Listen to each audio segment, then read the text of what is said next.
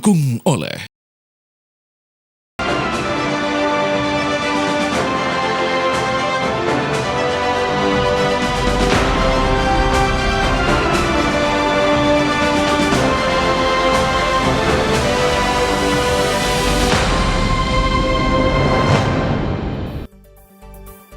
Assalamualaikum, selamat sore pemirsa. Bencana banjir bandang dan tanah longsor yang terjadi di wilayah Sumatera tak hanya menelan korban jiwa, tapi juga telah merusak rumah warga dan fasilitas umum.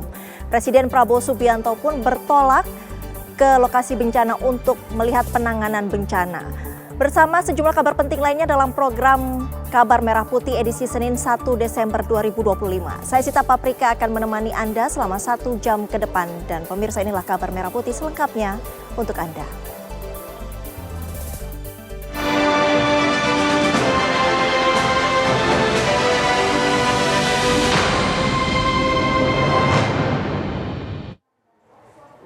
Kita mulai Kabar Merah Putih. Presiden Prabowo Subianto meninjau lokasi terdampak bencana banjir dan tanah longsor wilayah Provinsi Aceh, Sumatera Utara, dan Sumatera Barat. Kunjungan Presiden untuk memastikan seluruh penanganan bencana berjalan optimal.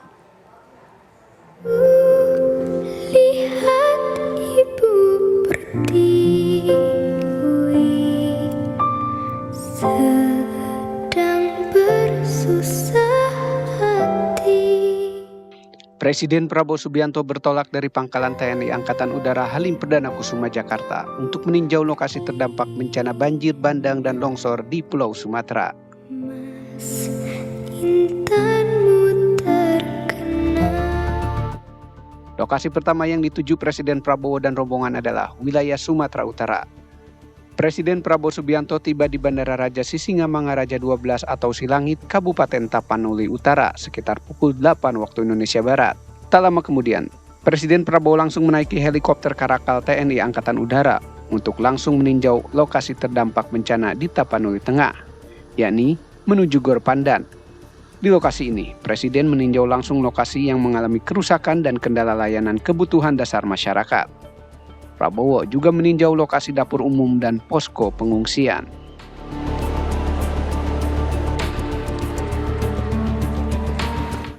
Dari Tapanuli Tengah, Presiden Prabowo Subianto meninjau lokasi bencana di Provinsi Aceh. Presiden dan rombongan mendarat di Bandara Leuser, Kota Cane, Aceh Tenggara. Presiden Prabowo menuju jembatan Pantai Dona untuk meninjau lokasi jembatan putus dan menuju posko pengungsian untuk menyambangi warga yang terdampak banjir. Jembatan Pantai Dona merupakan infrastruktur yang menyambung akses 3 kecamatan, yakni Lawe Alas, Tanoh Alas, dan Babul Rahma. Presiden menyebut saat ini yang menjadi prioritas pemerintah adalah mengirimkan bantuan yang diperlukan, termasuk BBM dan listrik. Presiden juga menyatakan turut prihatin atas bencana yang menimpa wilayah Aceh, Sumatera Utara, dan Sumatera Barat.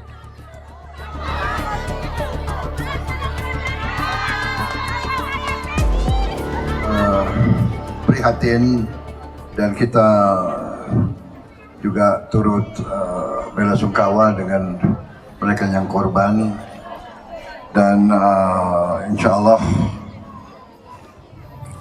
kita bersyukur juga cuaca membaik, ya, keadaan agak berlalu, kita berdoa.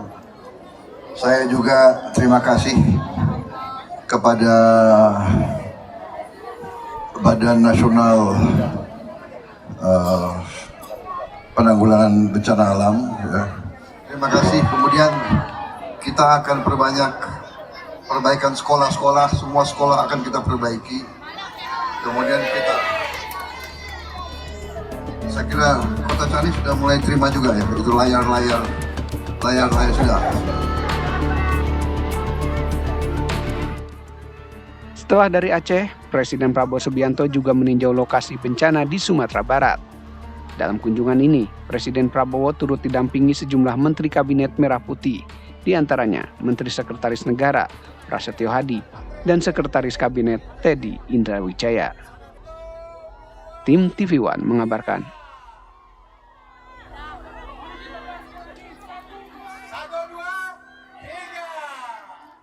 Banjir bandang yang menerjang Kecamatan Pantai Ceremen Aceh Barat telah merusak puluhan hektar lahan pertanian dan bangunan sekolah serta kantor kepala desa. Banjir bandang yang membawa kayu besar telah merusak sejumlah fasilitas umum, permukiman dan area persawahan di Desa Sikundo dan Desa Jambak. Lahan pertanian yang dulu ditanami padi yang sudah siap panen kini dipenuhi kayu-kayu besar. Bangunan SDN Aluelok mengalami kerusakan, bahkan bangunan kelas terbawa arus banjir bandang sehingga proses belajar mengajar untuk sementara dihentikan. Kemarin sampai hari ini ya bangunan kita udah rusak. Yang pertama ruang guru, itu semua aset habis. Udah itu ada juga perpustakaan, isinya juga habis. Udah itu ada MCK 4 unit ya juga habis. Ada UKS lagi ya barusan dibuat 2014 kalau nggak salah. Udah itu rumah guru. Lagi lokal lokal kelas 6 habis. Itu yang bisa kami informasikan untuk hari ini ya. Kalau pagar sekolah memang nggak ada lagi. Ini kapan itu dia? Kalau ini tadi malam. Kalau itu kemarin sore. Lantas bagaimana kunjungan Presiden Prabowo ke lokasi bencana di wilayah Sumatera? Kita akan tanyakan langsung kepada jurnalis TV One Fatima Albar. Maksud kami Brilian Syaheran. Brilian, bagaimana kondisi terkini di sana? Baik, Sita dan juga pemirsa, nampaknya memang dari tempat saya mengabarkan dengan lokasi di mana Presiden Prabowo Subianto ini tadi berkunjung ke Provinsi Aceh ini berjarak kurang lebih 553 km. Dan dari tempat saya mengabarkan ini di Kabupaten Pidijaya, ini sudah memasuki hari ke-7 di mana ini selama 3 hari berturut-turut. Alhamdulillah untuk cuacanya ini sudah mulai cerah, dalam artian ini matahari sudah mulai terik kembali sehingga memungkinkan sejumlah warga yang ada di sejumlah desa yang terdampak ini untuk kembali ke rumahnya masing-masing, bukan untuk tinggal tetapi untuk menyelamatkan begitu sejumlah barang-barang berharga dari rumahnya. Dan juga tadi sejak kemarin ini memang sudah melakukan pembersihan secara mandiri dan juga memang masih menggunakan alat-alat seadanya. Dan juga ini sejumlah eskavator ataupun alat-alat berat ini juga sudah dikerahkan, namun karena kelangkaan bahan bakar minyak begitu di Kabupaten Pidijaya ini membuat eskavator ini hanya dapat dipergunakan di jam-jam tertentu saja. Sedangkan untuk di Kabupaten Pidijaya ini dilaporkan ini sebanyak 222 desa atau gampong begitu yang terdampak. Dan terparah ini di Kabupaten Pidijaya ini terdapat di Kecamatan Meredu dan juga Kecamatan Meruah 2 yang nampaknya ini masih ada sebagian desa yang terisolir. Pasalnya ini terdapat aliran sungai baru begitu yang muncul setelah dari pasca banjir bandang kemarin. Adapun sejumlah posko ini masih memberikan bantuan begitu kepada warga-warga yang terdampak, dan ini berupa sembako, makanan cepat saji, kemudian juga ada matras, selimut hingga makanan 3 kali sehari. Dan juga memang Sita dan juga pemirsa, kalau untuk pada siang hari ini, nampaknya setelah cuaca ini kembali membaik, ini ada sebuah fenomena baru di mana masyarakat ini mulai menggunakan masker untuk melindungi dirinya dari debu-debu bekas dari material endapan yang ini sudah kering dan juga ini menutupi hampir seluruh jalan raya yang ada di Kabupaten Pidijaya ini. Dan juga tentunya masyarakat berharap begitu akan ada bantuan atau aksi cepat tanggap baik dari pemerintah daerah maupun pemerintah pusat untuk kemudian segera memberikan bantuan dalam artian dari penanganan, baik penanganan dalam proses pembersihan yang ada di desa masing-masing maupun penanganan yang ada di jalan raya atau di jalan nasional itu sendiri. Dan juga berdasarkan dari data BPBD terbaru sampai dengan saat ini di Kabupaten Pidijaya ini sebanyak 17 orang ini dinyatakan meninggal dunia, sebanyak 18 orang ini masih hilang dan juga ini berdampak kepada sebanyak 98.590 warga. Dan tentunya ini dari masyarakat pun juga ini rutinitas hariannya kalau pada malam hari ini mereka kembali ke tempat pengungsian, namun apabila pagi sampai dengan sore hari mereka ini kembali ke kediamannya masing-masing. Dan sementara Sita, demikian informasi yang bisa saya sampaikan. Kembali ke Anda di studio. Cak Heran langsung dari PD Jaya Aceh, terima kasih. Kabar Merah Putih masih akan kembali usai jeda. Tetaplah bersama kami.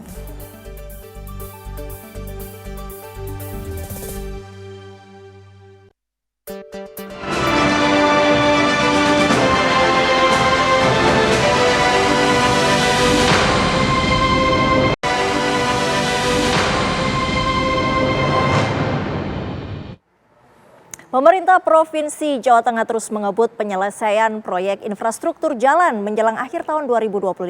Langkah ini menjadi komitmen Gubernur Ahmad Lutfi untuk menguatkan konektivitas wilayah, menurunkan biaya logistik, serta memperlancar distribusi pangan.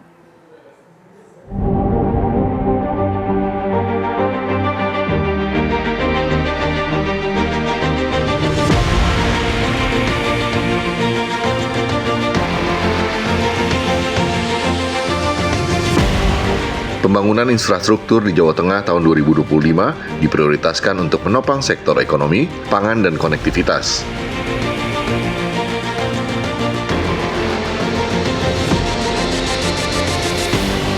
Kepala Dinas Pekerjaan Umum dan Bina Marga Provinsi Jawa Tengah mengatakan, hingga menjelang akhir November ini, dari total 82 paket pekerjaan, saat ini tinggal menyisakan 31,7% pekerjaan.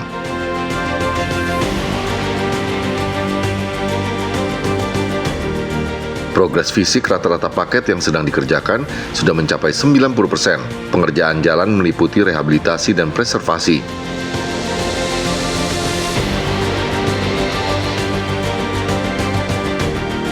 Untuk rehabilitasi jalanan sudah selesai 100%. Beberapa rehabilitasi jalan yang sudah selesai adalah Ruas Gembong Sempor, Ketileng Kabupaten Kebumen, Lingkar Timur Sukoharjo, Kabupaten Sukoharjo, dan Magelang Kaliangkrik.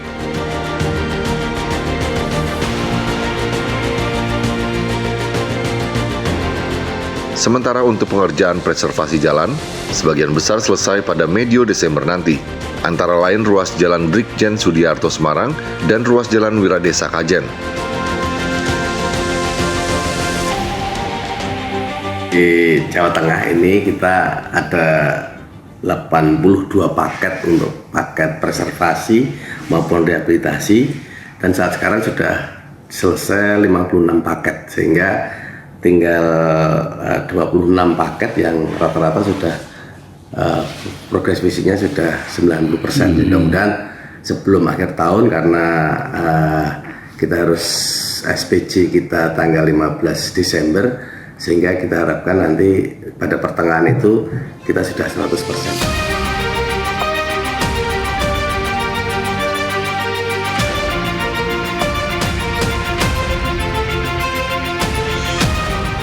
Hanung mengatakan penanganan jalan baik rehabilitasi maupun preservasi dilakukan di seluruh wilayah aglomerasi di Jawa Tengah.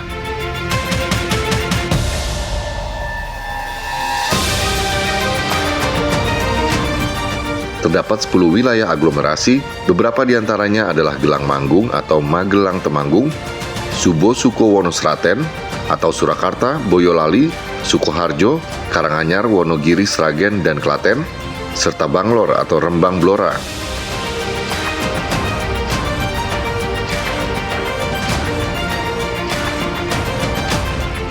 Seluruh paket pekerjaan jalan tersebar sehingga konektivitas antar wilayah pengembangan maupun di wilayah pengembangan akan terjaga.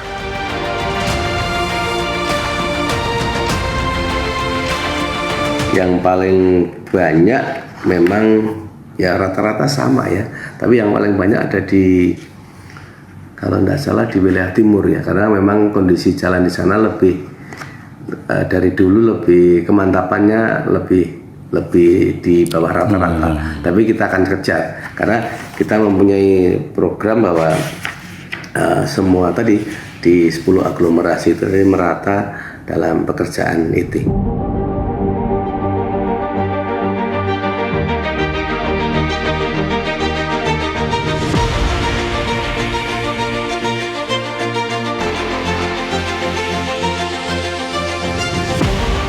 Pemerintah Provinsi Jawa Tengah terus menjaga jalan sepanjang lebih dari 2.404 km dalam kondisi mantap 94%.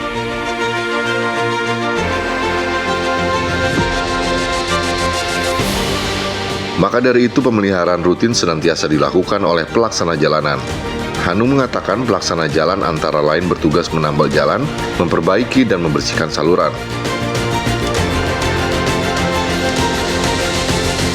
Biasanya kereta Nanggaran ini pada musim hujan kan, apalagi nanti Maret sudah Lebaran. Makanya ini kita harus betul-betul mengelola tadi pemeliharaan rutin ini dengan baik sehingga kemantapan jalan 94% itu tidak begitu signifikan turun.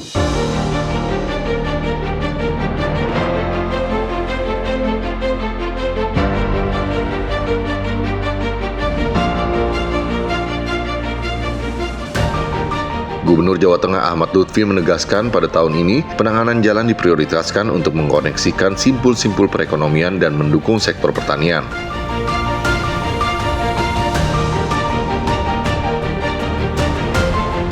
Terlebih arah pembangunan Jawa Tengah pada tahun 2026 mendatang adalah mewujudkan swasembada pangan. Kondisi jalan yang baik akan memperlancar distribusi hasil pertanian dan menurunkan biaya logistik.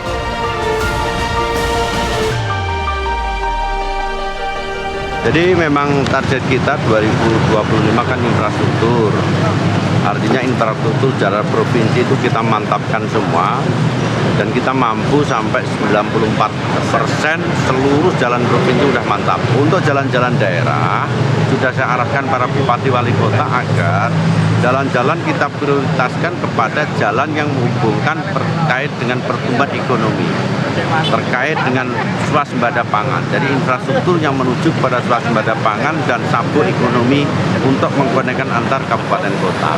Sehingga secara tidak langsung ini akan merata.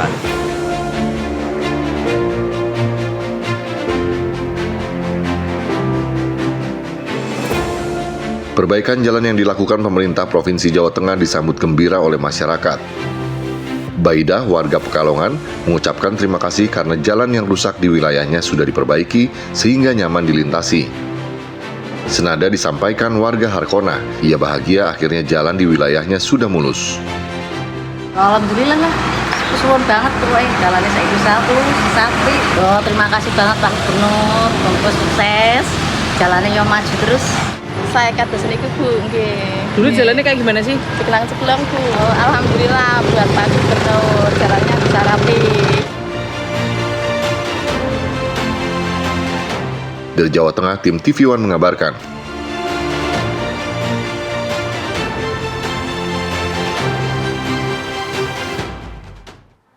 Bagaimana suasana terkini bencana yang terjadi di Sumatera Barat dan Sumatera Utara? Kami akan hadirkan langsung untuk Anda sesaat lagi.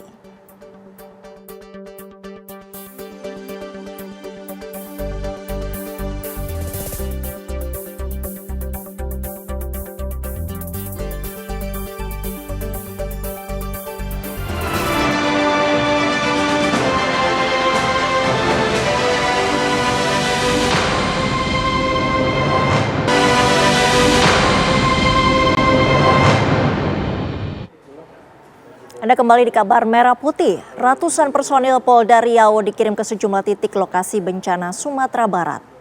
Alat berat juga dikerahkan untuk lokasi membantu proses pencarian korban longsor dan banjir bandang.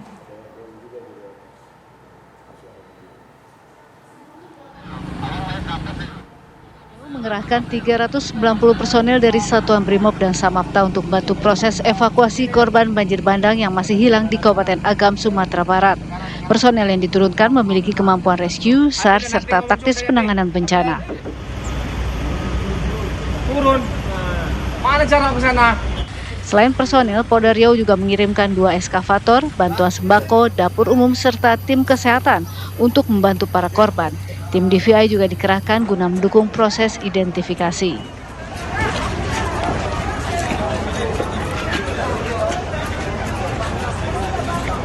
Karena wilayah Riau dekat dengan Sumba dan butuh respon cepat, kita datang. Dari 2 hari yang lalu dari Polda Riau ada Brimob, Samapta, kita sudah backup sejumlah 390 personil yang memiliki kemampuan khusus, di samping kemampuan rescue, kemampuan untuk SAR, dan lain sebagainya. Jadi yang kita backup itu baik personil, juga peralatan yang bisa membantu, termasuk ada 2 eskavator yang sudah nyampe di sini.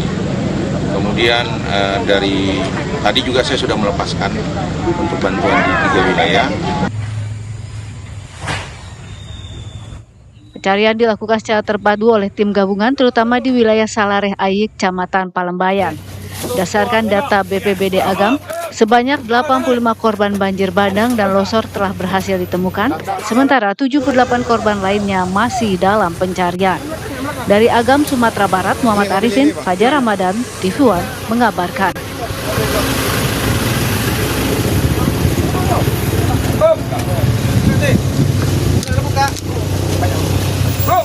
Perkembangan terkini dari lokasi bencana di Padang Pariaman, Sumatera Barat akan disampaikan oleh Hafsah Syafira. Hafsah, apakah Presiden Prabowo Subianto sudah tiba di lokasi?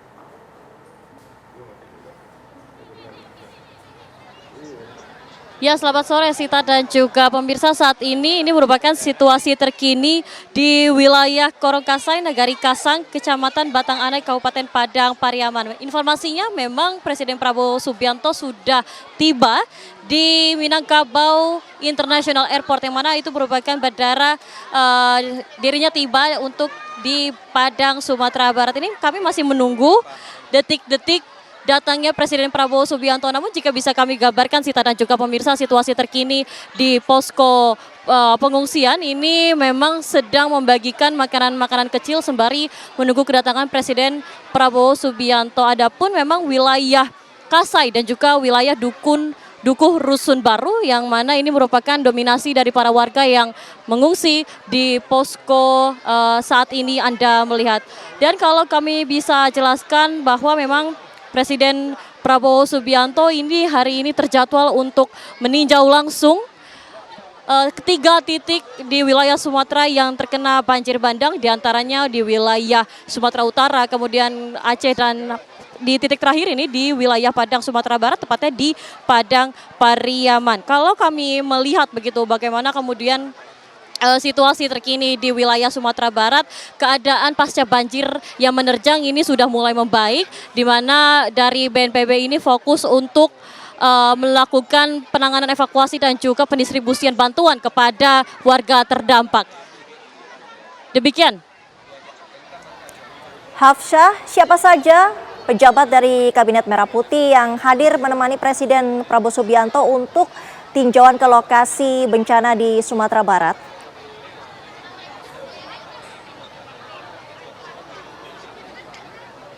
Ya, Sita dan juga pemirsa, untuk informasinya Presiden Prabowo Subianto ini nantinya akan didampingi oleh Panglima TNI Jenderal Agus Subianto, kemudian juga turut hadir Kapolri Jenderal Listio Sigit Prabowo. Kemudian juga kalau tadi kami meninjau langsung begitu, di sini juga sudah turut hadir Gubernur Sumatera Barat Mahyildi Ansyarullah, kemudian Wakil Gubernur Sumatera Barat Vasco Ruseimi, dan juga Bupati Padang Pariaman John Kennedy. Dan kalau misalkan kami bisa menggambarkan Sita dan juga pemirsa bahwa memang tinjauan ini merupakan bagian dan juga upaya pemerintah untuk terus melakukan penanggulangan dan pencarian korban pasca bencana, yang mana memang Prabowo menegaskan bahwa akan fokus untuk terus melakukan evakuasi kepada korban dan juga memperbaiki infrastruktur yang juga terdampak. Kalau kami mendapatkan laporan begitu, setidaknya di wilayah Kabupaten Padang Pariaman sendiri sudah tercatat sebanyak 7 orang meninggal dunia, 2 hilang dan 5 luka-luka. Dan terkait penanganan para warga terdampak ini, informasinya kebutuhan dasar telah terpenuhi seperti makanan, pakaian, bahkan di beberapa posko pengungsian juga turut adanya program trauma healing, Sita dan juga pemirsa, mengingat bahwa korban banjir bandang di wilayah Sumatera ini tidak hanya orang dewasa begitu, namun juga meliputi anak-anak, sehingga memang adanya program trauma healing untuk kemudian memperbaiki mental anak-anak yang trauma pasca banjir yang terjadi. Dan kalau kami bisa simpulkan begitu bahwa memang dari tempat ini beserta juga dengan Sinergi untuk fokus melakukan pemenuhan kebutuhan para warga terdampak, karena memang hingga kini tercatat untuk wilayah Sumatera Barat sudah sebanyak 129 jiwa meninggal dunia, 118 hilang dan 16 luka-luka. Kembali ke studio Sita. Afsyah Safira, terima kasih atas laporan Anda langsung dari Padang Pariaman, Sumatera Barat. Pemirsa, kabar Merah Putih masih akan kembali usai jeda. Tetaplah bersama kami.